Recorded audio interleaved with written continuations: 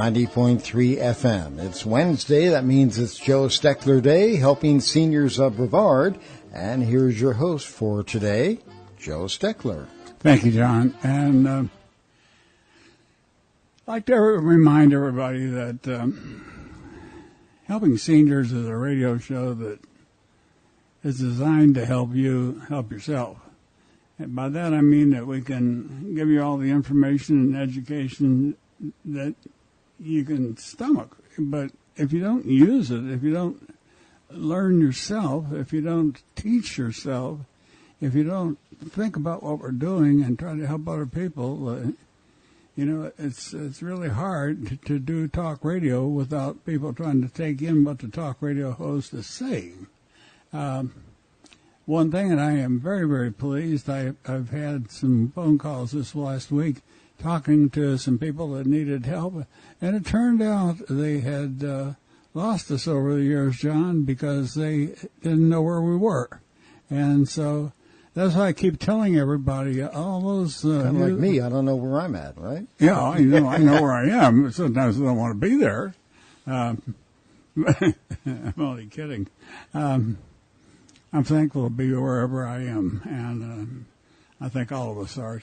It's a great world to live in, and it's even greater when you work with wonderful people that try to help others. And I think all the people on this radio show try to do that. But what I was going to say, it's nice to have former radio show listeners say that they're glad to reconnect with us because they missed hearing what we talked about.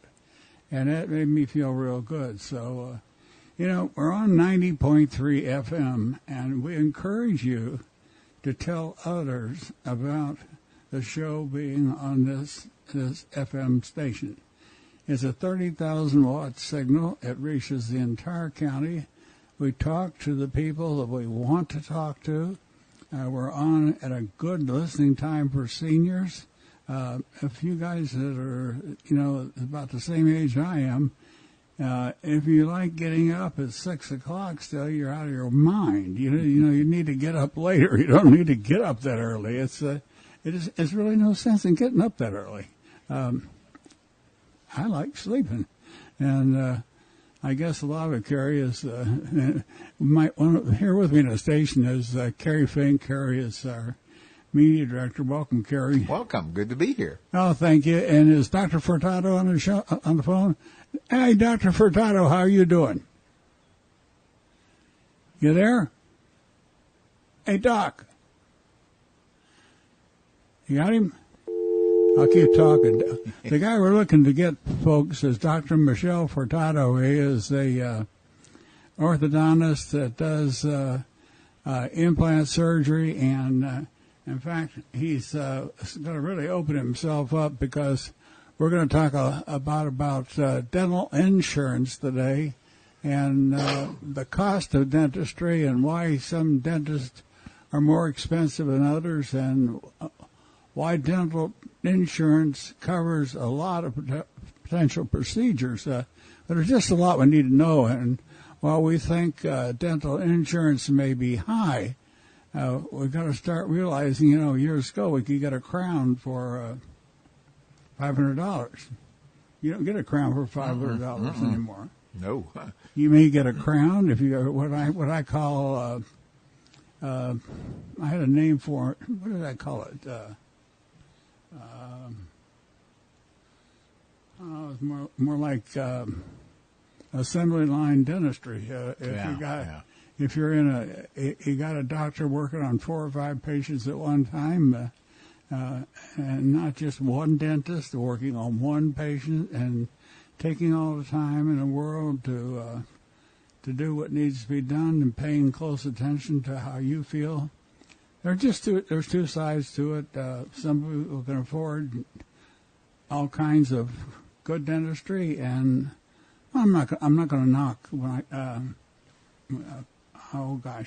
like chain line dentistry, but because I've been going to a doctor through one of those type of dental companies for years, and the guy has been tremendous. I couldn't have asked for a better dentist.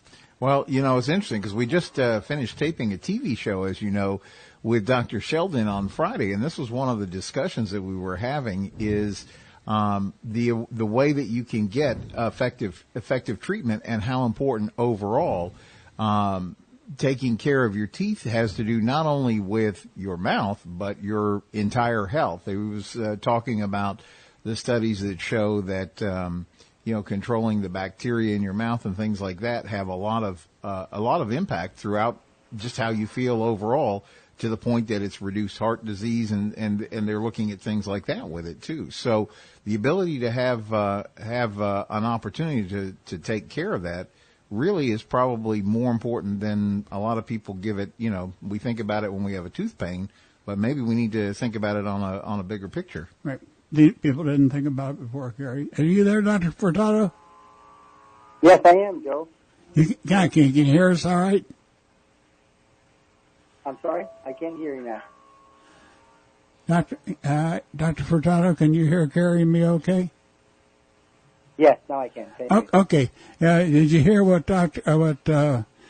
Kerry was saying about the importance of understanding the connection between dental health and overall body health?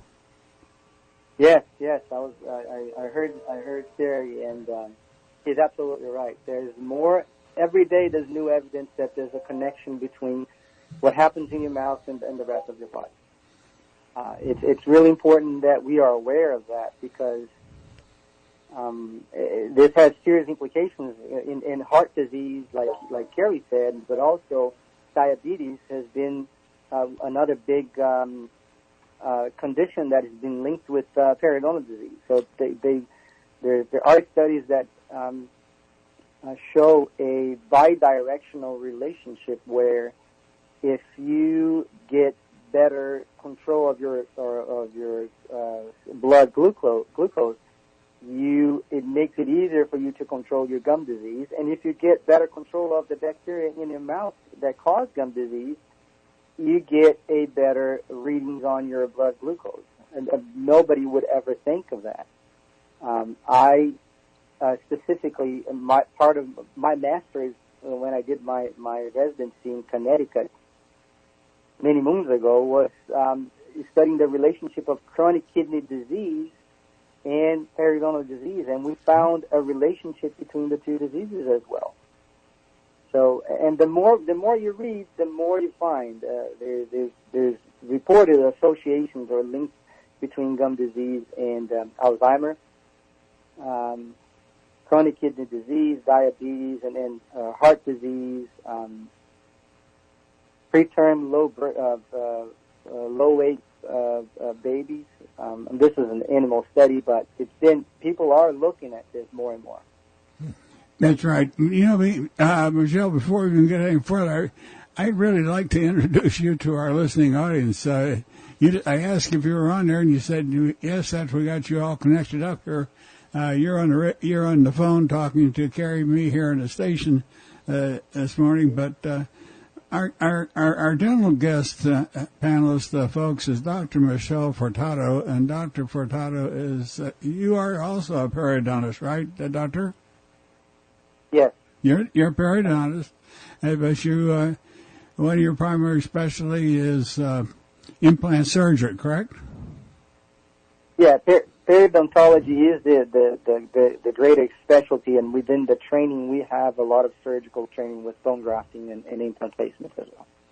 Well, just the fact that when you and Lee sent me the list of questions that you wanted to talk about this morning on the show, I have to say that in all the time that I've known Dr. Sheldon, he has never opened up this much on a question type show, and been willing to talk about some of these subjects that he's now put you in the hot seat for. Because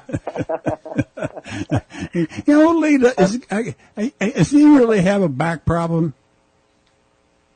Yeah, he does. I know he can't be tongue-tied. I know that. No, he can't. No, he has a back problem. He had an emergency. And those are the perks of working in the office. You know, you're here, you have to cover in all aspects with patients and with radio shows, too. That's good. Well, it is good because, you know, Dr. Sheldon, he started out with a TV show years ago, and Dr. Oh gosh, it was a lady doctor, and I just can't remember her name, but they did such a good job of it. And then I got Leo with me on the radio, and then when we brought it up into television, he went into that too. But you know, and before we even get into what we want to talk about, dental insurance and things like this, I think people have to realize that if you look at the cost of medical care in general and think about the massive, massive increase in the cost of care. I can remember my brother's wife had her first child, and the cost in the hospital was $60. Wow. $60. Yeah. Wow. You try that now. You're not going to do that. Over the years, everything has changed so much. And, you know, finding a dentist to me is like finding a doctor. I want the best care I can get, and I want my dentist to be able to do the right things in correcting my bite, doing things that need to be done, but more importantly, recognizing some of the side effects of poor dental treatment, such as I think with the improper jaw alignment, thinking how that can cause headaches, migraine headaches, and how we can do everything else through tension caused by improper bite. What are some of the things that people could really think about if your mouth is not correctly aligned? What are some of the things that are caused, Dr. Furtado, that I'm talking about, just as a layperson I'm aware of? What, as a medical doctor, what would you say to our listening audience? Well, it takes a lot of dedication. You know that. I think most people understand that it takes a lot of effort, dedication, and studying. You know, it takes training for you to get to the point where you become someone who can diagnose and treatment plan a case properly. You know, we try with time, what we try to do as a profession is, going back to the mouth-body relationship, is to look at the profession as not only teeth. We don't only treat teeth. You know, you have to be prepared to learn and to diagnose and treatment plan joint problems, TMJ problems, muscular problems in the face. Reconstruction issues for, you know,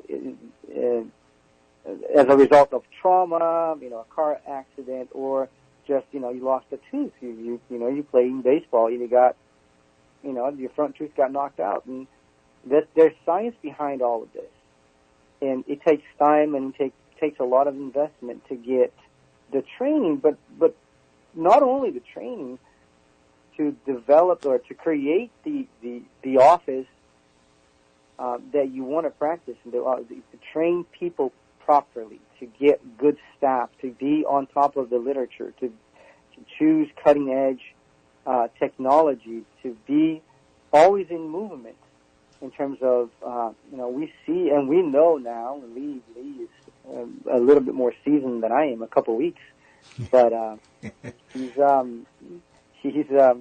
you know, we now know and go to the most famous courses in the world, and in you know, in the United States for sure. And we know these authors and this big names because we're constantly in movement. So there's always something to learn. There's always, you can always think outside of the box. You can always expand your knowledge, and that applies to every science. And dentistry is not different. So it's not like cavities, not only cavities or crowns or implants or, it's a whole system that you don't want to change if the change is going to be worse than, or if you don't know what the change is going to cause. Well, when we do talk about dentistry, the Dr. Furtado, are you doing mostly just dental implants now? The office is mostly reconstruction with dental implants, yes. We do a lot of pre-implant surgery as well. My patients, they have big infections, and most of our patients, Joe, they've lost hope with dentistry. They've been around, and they've done a little bit of everything in different places that they went, and they weren't happy with the results, and infections will come back to the point where they lost their teeth. So we most of our patients are in that stage, but we are also very good and very predictable in treating and trying to save teeth. It's not a one thing, a one treatment office.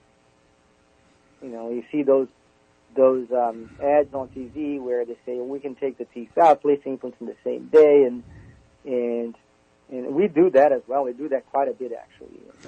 Well, one of the reasons I asked that, though, Doctor, was that when I go into a dental office today, I don't see as many children as I used to see at a dental office. And I don't understand that, because as one of the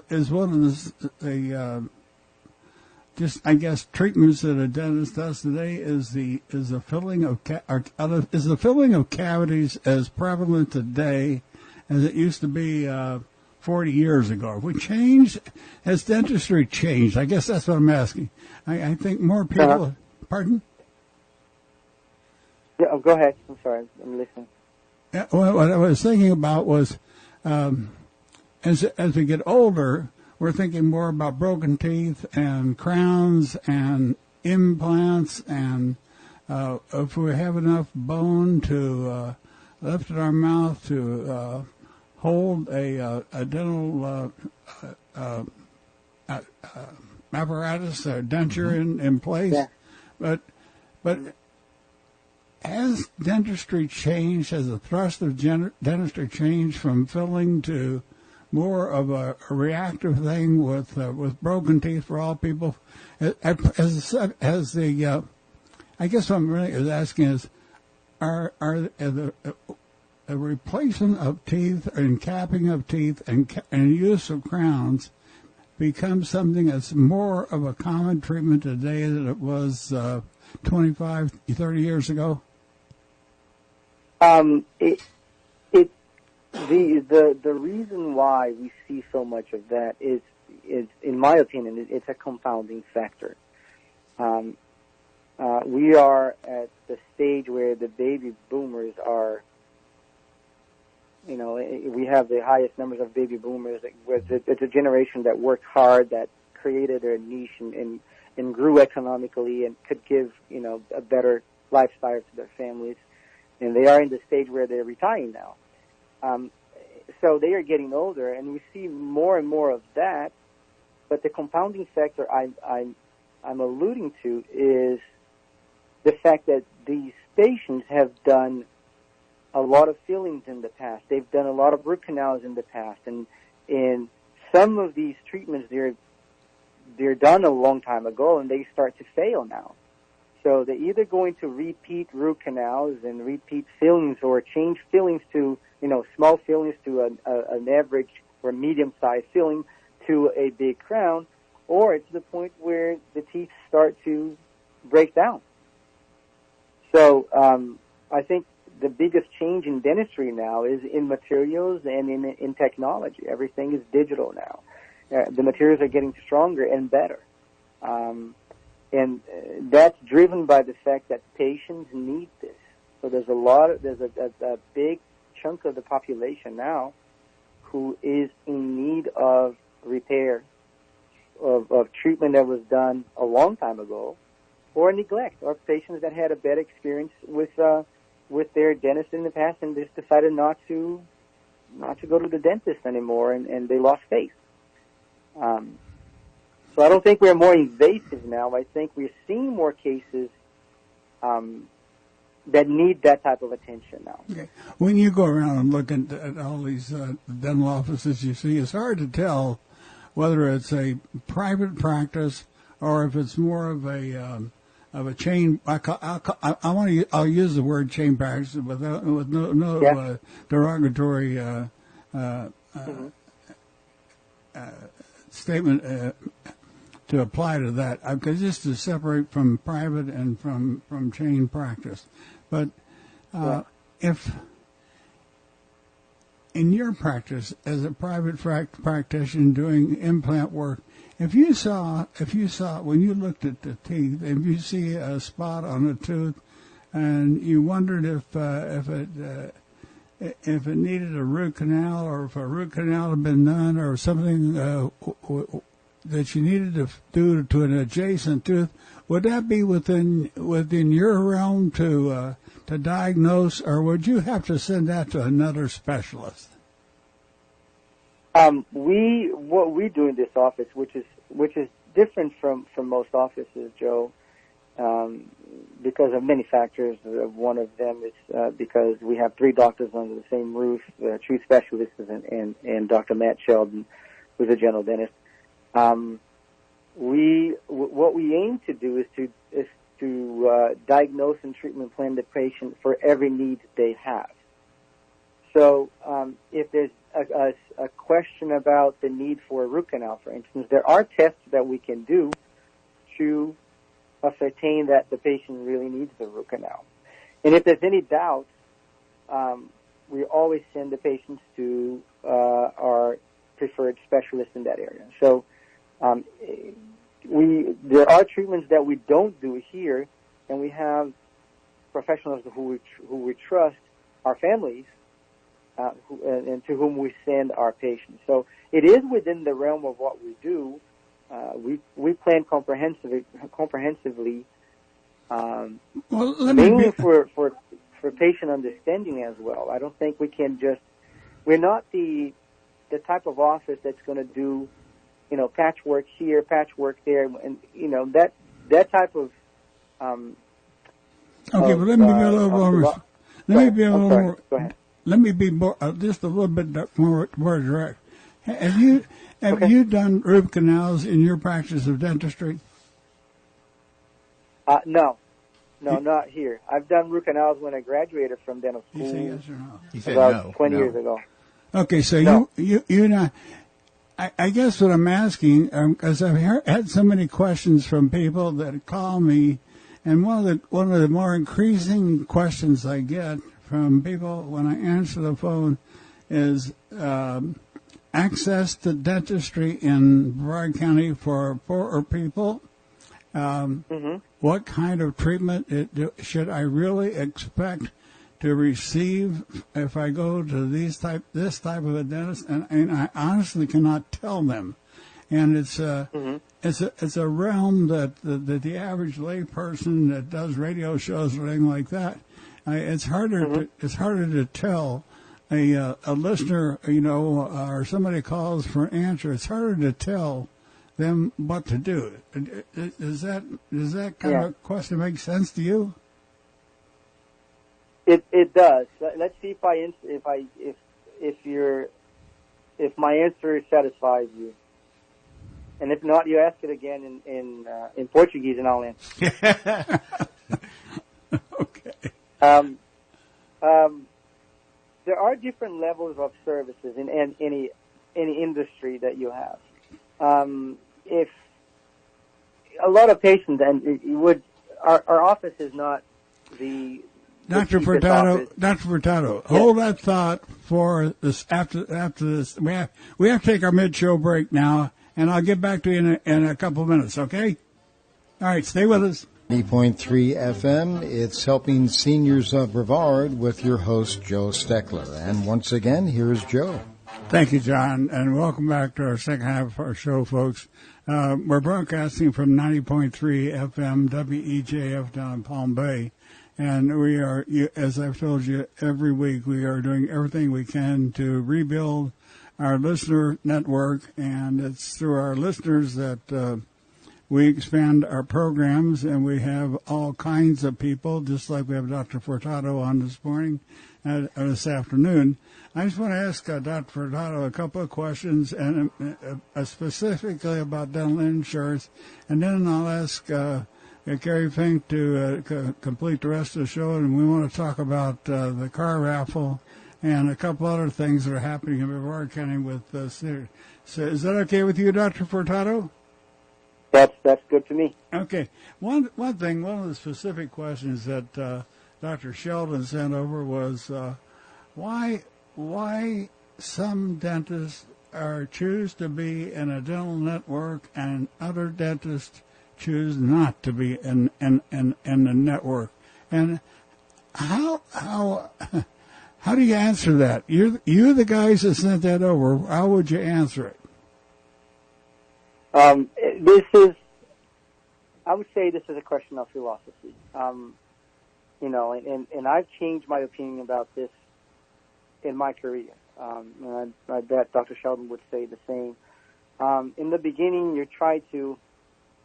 what you try to do in your mind as someone who went to the training that you went, that I went, is you try to help as many people as you can. So you try to reach as many, increase your reach to patients and get experience and get to be known and get to help people. So at that point, the philosophy is, you want to see more patients, and one way to do that, or one way that's believed to do that, is through dental insurance.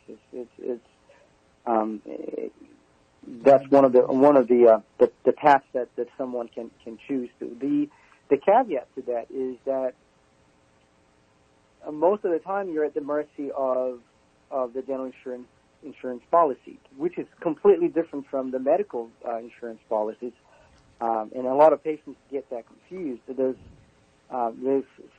only so many procedures that are covered in dental insurance, and those are the most simple ones. As opposed to in medicine, the dental insurance cover most of the procedures, or at least many more procedures. Yeah. Well, I experienced the same thing, Doctor. I decided that I wanted to look into my own dental insurance, and I find out that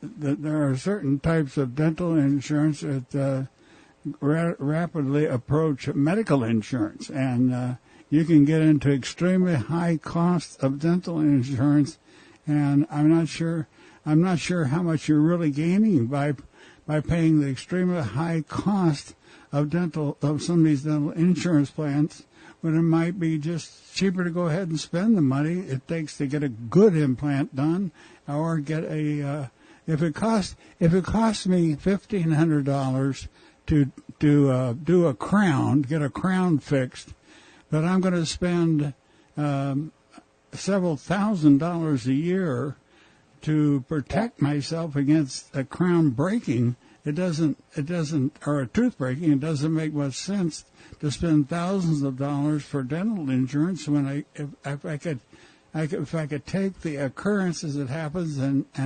realize that I've elected to do that. And I think that's mostly what people do, isn't it? Most people get confused between dental insurance and medical insurance, I would say. Some of them would expect that dental insurance will cover the same.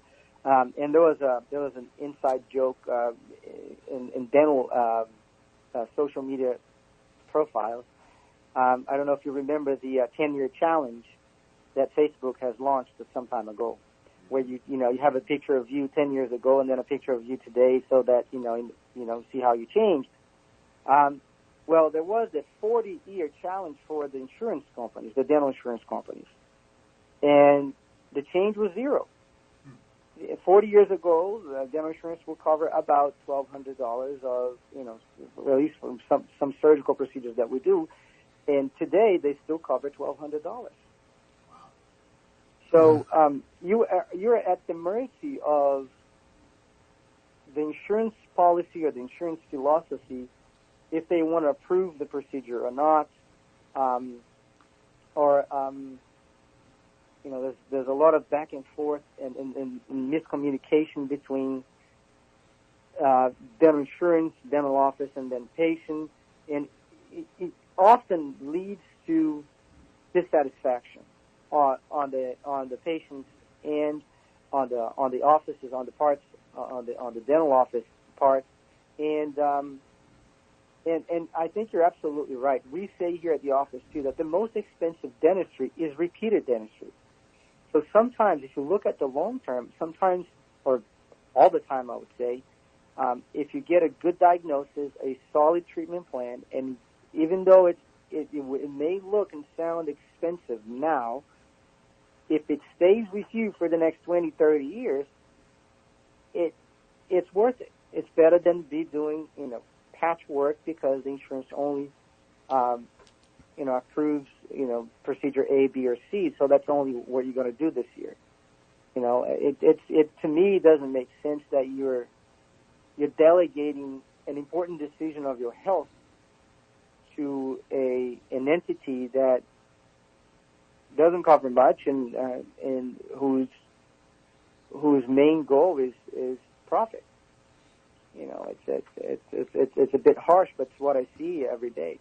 Okay, well, I think what people have to get out of what you and I are talking about is the fact that good dentistry is important, and dentistry is only going to be as effective as we want to make it effective by our use of the dentist to treat us. Absolutely. Yeah. You're absolutely right. And differently from the medical field, Joe, that's another factor as well. The patient knows what a cardiology is. They know what a nephrology is. Okay. You're not going to do a bypass surgery with your orthopedic surgeon or with your clinic, with your general, your family physician. That their specialists are there for specific procedures. They've been trained in that. In dentistry, it's kind of the Wild West now. So there's this factor as well, that the patient needs to be educated enough to differentiate between the professionals who are really trained and prepared to treat their concerns, their conditions, and the ones who aren't. Well, one of the things that we had talked about when we were television taping with Dr. Sheldon on Friday was again, and I think you've touched upon it, the difference between sort of a Band-Aid approach and looking at mouth care as part of your overall overall health care. And so really, that's a great program. It's going to be on the TV cycle, by the way, coming up in May. So be looking for another program from Dr. Sheldon coming up with that. And Dr. Furtado, we're gonna move forward into because we've got an exciting thing coming up April 27th. That's the Helping Seniors Car Raffle, and we so appreciate your time on the air with us today. We're gonna jump into talking about the car raffle, but really appreciate you being on the radio show with Joe today. Thank you. My pleasure. And so leave for us, Dr. Furtado. Okay? It's been... I'm sorry? Tell Lou we said hello. Okay? Bye. Yeah. Yeah, and it really is exciting about all that's coming up. And by the way, just in talking about TV for just a moment, I want to say we had five really good television shows that came up Friday. One was the one with Dr. Sheldon. Jennifer Helen with Seniors Helping Seniors was in and did a very good explanation about how you define the services that are available to you at home. We had a talk with Dr. Diane Walker, who is a clinical psychologist who owns and operates a place like Home Assisted Living, and that was really very informational because we're used to we see the ads on TV for big home assisted livings, but this was really delving into what is a small assisted living all about. And then, of course, August Velton, who is an expert financial planner, he talked a lot about, he brought some really interesting points in about annuities and also about Roth IRAs. So all those shows are coming up very soon on the Helping Seniors Network. So and let me just jump in there like this. Kerry, it was doing the filming. I'm the guy they sent all the stuff to. I put the shows together, so then I get a sciatica problem or something else where I came and picked my right foot up without screaming. And so I called Kerry up and I said, Kerry, can you do the shows? He said, oh yeah, I can do the shows. Yeah, they're all done for him. All he's got to do is sit there and read them off. Yeah, my part was easy. had great guests and good scripts, so it was good. Well, that's the advantage of having a good radio and good television crew supporting the work that you try to do. It's just like the lady that said that she had missed us on WMEL, John, and she was glad that she had reconnected with us, and that's not the first one. I forget to tell you that this, but it goes to show you folks that when you hear something good, or read something good, or read something, or hear something it's good knowledge that you can need to put in your think box. It makes sense to do it. And one thing I wanted to pick up on after talking to Dr. Furtado, we have been getting a lot of questions at Helping Seniors about dental care and how do you pay for it, what is available here in the county, because look, if somebody is living on $1,050 a month and a crown costs $1,500, how do you think they're ever going to pay for it? So it's like those are problems, and they're real problems, folks. And we have a source here in Brevard County that all of you should know about, and it's called the Brevard Health Department Adult Dental Health Care. And the phone number for that is 637-7300, 637-7300, and they will help with dental care problems. And another is an organization called Aging Matters, who gets a huge amount of federal dollars under the Older American Act to help people with problems. And the only way we can make sure that the agencies that get these health care dollars to help people that need help is to put pressure on them to answer your questions, to answer the phone, and tell you why they can or cannot assist you. You know, if we're willing, Kerry, to lay down, roll over, and let people walk all over us, and I'm referring to seniors, then we're going to get what we ask for. We're simply going to get politicians and other government type programs to roll over us. Well, that's why we're always beating the drum about senior advocacy, is because out of sight is out of mind. And one of the challenges that you and Dr. Furtado were talking about earlier is, how do you manage the cost of dental care in a way that's important? In fact, we touched on it. Was a couple of the questions you put into the script we talked about on Friday with Dr. Sheldon was, what are the resources? Do you go to the emergency room when you're in dental pain? What are the things that you can do? Well, what we need to do is continue to beat the drum so that the governing authorities understand that in this county where 1 out of 2 is over 50 and 1 out of 4 is over 65, we need to be addressing making sure that we have some sort of a safety net for these people who are walking around in pain. All right. You've been around me a long time. Were you aware that if you had a toothache that was so bad that you couldn't stand the pain, that you could go to the emergency room at the hospital, and the emergency room doctor would give you a prescription for pain until you could see a dentist on the Monday? Yeah, well, I learned that actually because I think you and Dr. Sheldon had done a radio show where you guys were discussing just that.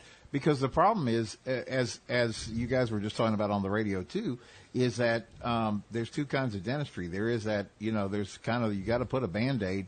It's like having a flat tire. You have two choices. You're either going to plug the tire and hope and pray that it keeps working, or if the tire is in really bad shape, the only real answer is to somehow replace the tire, whatever that means. And that's really the crux of it, is, as I understand it as a layperson, when we talk about the dental situation, is so many people have been down the let's plug the tire thing. And I think what Dr. Furtado was talking about is when you get to the place where you can't really plug that tire anymore, now you've got some real challenges. And these are the things that you get the calls about. Well, I always know we've got an exceptional dental clinic here in Brevard County, or VA clinic here in Brevard County. But what a lot of people do not know is that they also have a dental facility within that VA facility, and it's probably a pretty closely guarded secret. Right. And so what I'm trying to do is to find out what kind of people do they accept in that dental clinic. I had a phone call about a World War II vet, 98 years old. He had 3 teeth left. And actually it was his daughter that called me. No, his wife called me. Oh, my goodness. And said, what can he do? He can't eat?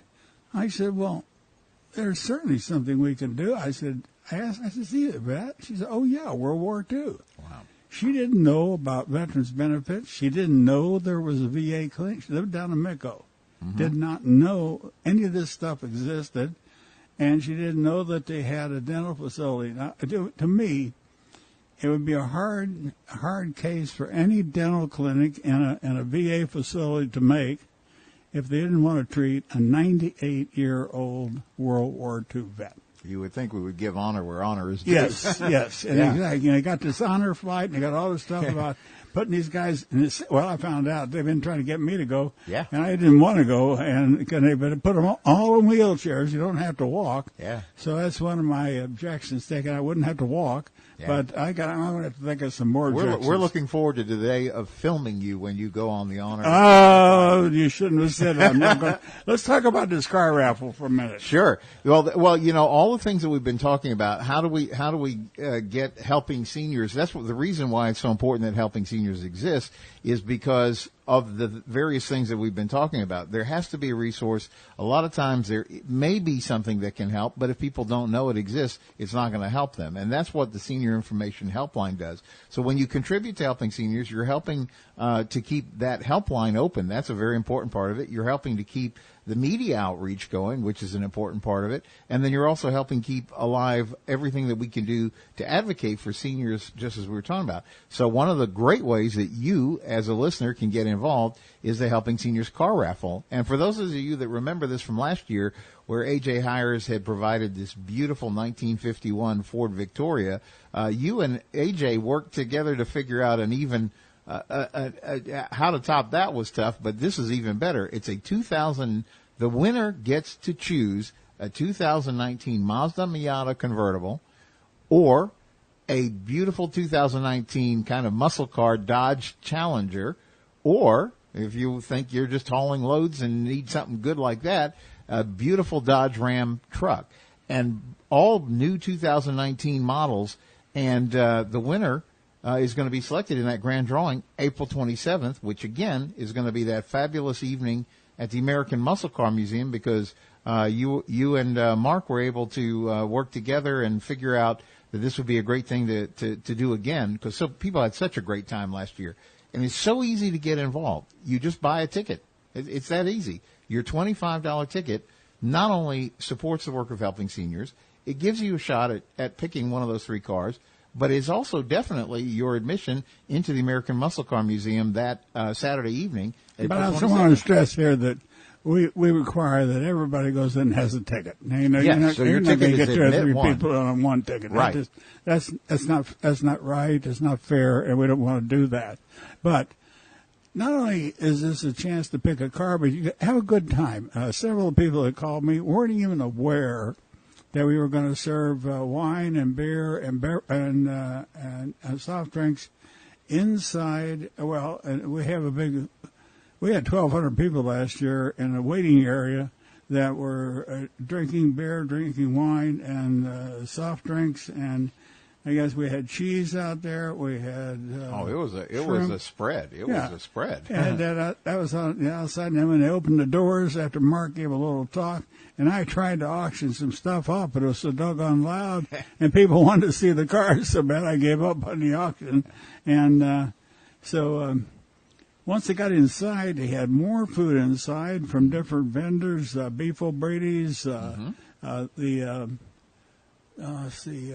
had so many. Beth Courtney from her company, she brought food out. You had many of the assisted livings. I know you had Hibiscus Court. There was so many people contributed, and that's the point. So people go, if I give my money to this organization, how do I know it's to a good organization? And people who know helping seniors know what a lean and efficient organization this is. I mean, when you pay that $25. Everything is donated. Mark Pylock generously opens up the museum. I think he paid for the beer last year. Oh, he paid for all that. And we paid for the wine. He did the beer and stuff. But the vendors provided all the food. So your contribution is going directly to the work of helping seniors. It's not really going to pay for this event. It's the community. And people know I'm honest. They haven't got to you yet. Well, I try to be. They don't know about you. But they are. He is an honest person too, folks. I am been very blessed over the last couple of years to have people that at least tried to make our program be available to help people. There have been a lot of people have been concerned about it. People want me to find a replacement because I am getting older, and we need to do all those things that we are. And I've been looking at some resumes and trying to find somebody that will carefully explain to them what my job is and what the job of the education specialist is. And they're not easy jobs. No, it's a complex, it's an overwhelming task if you let it get there because the need is so great. And that's why, we may be like a little candle in the darkness, but we get a lot of things done. Over 2,200 families have been helped by helping seniors free of charge, which is an amazing testimony to the can-do willingness of everybody who's connected. We can't do it without the business sponsors. We can't do it without the people who get involved and buy the car raffle tickets. And then some people just say, look, I just want to help. I just want to donate, and that's an important part of it as well. And one of the things, we're almost out of time, folks, but we have started a new directory, and we have found a large number of senior businesses. We found a large number of senior businesses that want to be in our directory, and the advertising cost is between $250 and $350 a whole year for 12 issues exposure in Senior Scene magazine and being on our internet. And it's just a fabulous thing to do.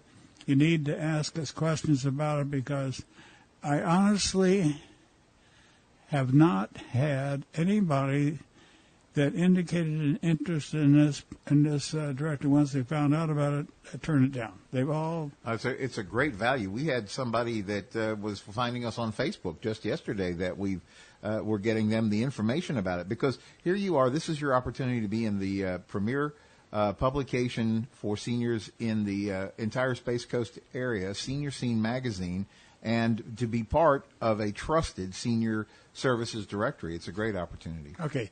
Thank you, Kerry. We're going to wind the show down next week. I've got Barbara McIntyre, who is a reverse mortgage specialist. And, folks, I do want you to listen next week because where reverse mortgages are becoming very popular again, but you can also get in trouble if you take the wrong one. So stay with us next week on 90.3 FM. I'll see you then. Bye-bye.